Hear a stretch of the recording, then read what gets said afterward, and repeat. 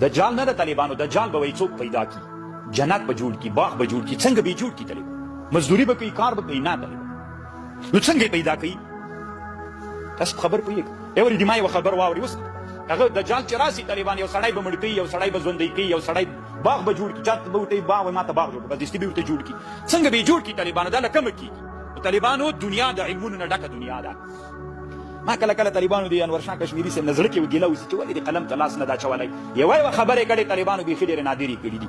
دی د ابن عربي نه نقل کوي. ابن عربي لیکي طالبانو چې په انسان کې یوه قوه پرته ده، داسې قوه د انسان کې چې د دې قوې په واسطه باندې انسان په خارج کې چې هر څه وغواړي هغه پیدا کولی شي. داسې یوه قوه د انسان کې. خو افغانانو کې خو بیخي مړه ده طالبان، مړه ده.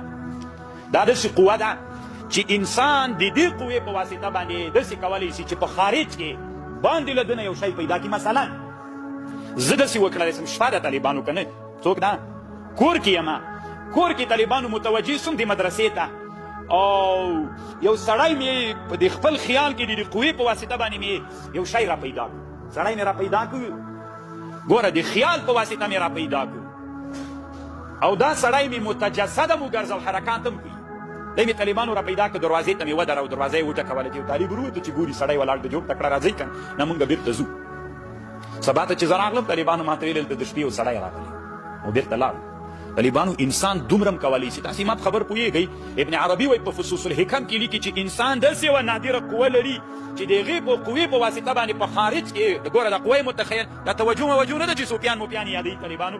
دا داسې خطرناکه مسئله ده چې انسان د دې قوې په واسطه باندې په خارج کې یو شی پیدا کولی شي. دی وایي وقد اقر به اليوم اهل اوروبا ایضا. نن د اروپا خلکو هم طالبانو په دې قوې باندې چې ابن عربي کړې وه، دی هم په دې باندې قول وکړ. ورأيت في رسالة تسمى بديدا ودانش. بیا دلته لیکلي طالبانو دیدا و دانش، په دې کې یوه خبره لیکلې.